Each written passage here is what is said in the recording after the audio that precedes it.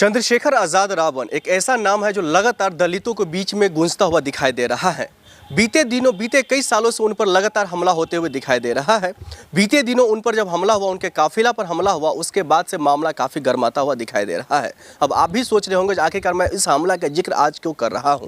क्योंकि आज जिस तरीके से माहौल बनता हुआ दिखाई दे रहा है, जिस तरीके से बसपा में माहौल बनता हुआ दिखाई दे रहा है, और वो लगातार एक जो निजी चैनल से बातचीत करते हुए उन्होंने यहाँ तक कि ये भी कह दिया था, जो अगर मायावती हमें ऑफर करते हैं, अगर वो हमें बुलाते हैं तो मैं जाने का कामकाज करूँगा, उनसे मुलाकात करूँगा, उनके पार्टी से बातचीत करूंगा। हालांकि वो ऑन कैमरा वो फोन तक लगा देते हैं, लेकिन जिक्र यहाँ पर उनके हमला को लेकर के होता है। जिक्र यहाँ पर उन पर जानलेवा हमला जिस तरीके से लगातार किया जा रहा है, आखिर इसका जिम्मेदार कौन है? क्योंकि चंद्रशेखर आज़ाद रावण से जब इन मामलों में पूछा गया तो वो साफ तौर पर कह रहे हैं योगी प्रशासन पर वो ठेकेरा फोड़ने का कामकाज कर रहे हैं। वो लगातार ये कहने की कोशिश कर रहे हैं जो योगी जी के जो प्रशासन है वो अहम मुद्दों पर न जिक्र करके, वो अहम चीज़ों पर वो ध्यान न दे करके, हालांकि गुंडा राज को बढ़ाने का कोशिश कर रहे हैं। लेकिन वहीं योगी आदित्यनाथ जी की अगर बात माने और उनकी अगर तरफ से देखें तो वो लगातार यही दावा कर रहे हैं जो हमारे प्रदेश में या तो गुंडे प्रदेश छोड़कर भाग गए हैं, या फिर अगर वो प्रदेश में है भी तो वो गुंडा करना भूल गया है। हालांकि क्या यही सच्चाई है? क्या यही दावा है? क्योंकि लगातार जिस तरीके से एक दलित नेता पर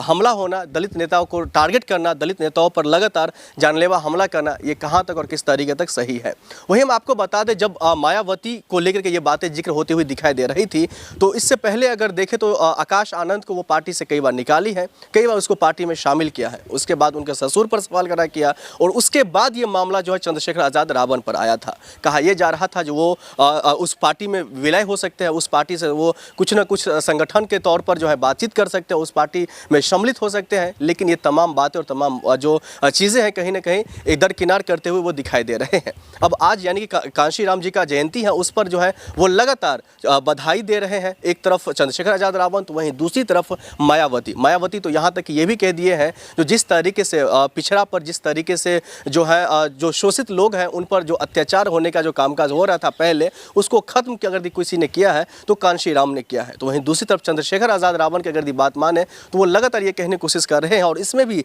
दो पहलू उन्होंने कहीं ना कहीं निकालने की कोशिश किया है। पहला पहलू उन्होंने ये निकाला है जो मायावती कहीं ना कहीं हाईजैक कर लिया है, और उसके बाद जो वो अपने तरीके से, अपने ढंग से जो है इस पार्टी को चलाने का कामकाज किया है। तो वहीं दूसरी तरफ जो है चंद्रशेखर आज़ाद रावण ने यह भी कहा है जो दलितों और शोषण का अगर किसी को बचाने का कामकाज करेगा तो वो मैं खुद हूं, क्योंकि लगातार तमाम मुद्दों को लेकर के सड़कों पर उतरा हूं, लगातार तमाम मुद्दों को लेकर के मैं अब आगे आने का कामकाज किया हूं। लेकिन अब ऐसे में देखना ये होगा जो आखिरकार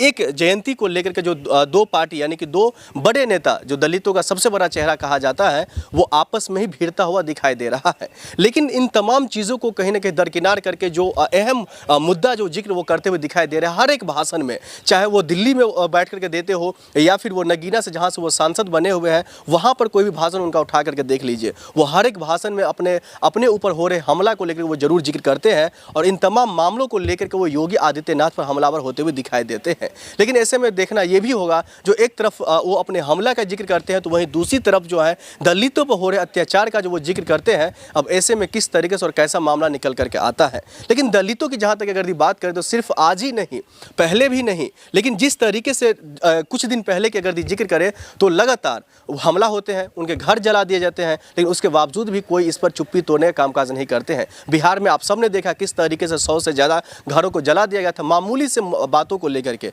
बातचीत को लेकर के झगड़ा होता है, झगड़ा इतना बढ़ जाता है जो उनके घर तक जला दिए जाते हैं, और यहाँ तक कि घर ही नहीं जला दिए, उन पूरे परिवार को तहस नहस कर दिया। बिहार का मामला है नालंदा जिला का, जहाँ से मुख्यमंत्री जी खुद आते हैं यानी कि नीतीश कुमार जी, उस पर कुछ नहीं बोलते हैं, चुप्पी साधे हुए रहते हैं। लेकिन इन तमाम मामलों को जिक्र करते हुए वो एक ट्विटर यानी कि एक्स पर वो ट्वीट करते हुए, सोशल मीडिया पर वो लिखते हुए तमाम मुद्दों का वो आज जिक्र किए हैं, और इन तमाम मुद्दों में वो साफ तौर पर ये जाहिर करते हुए दिखाई दे रहे हैं जो हमारी पार्टी यानी कि जो हम लोग हैं वो दलितों के साथ हैं, दलितों पर हो रहे अत्याचार के खिलाफ है, और अगर इसको बचाने का कामकाज अगर कोई करेगा तो हमारी पार्टी यानी कि भीम आर्मी पार्टी करेगा।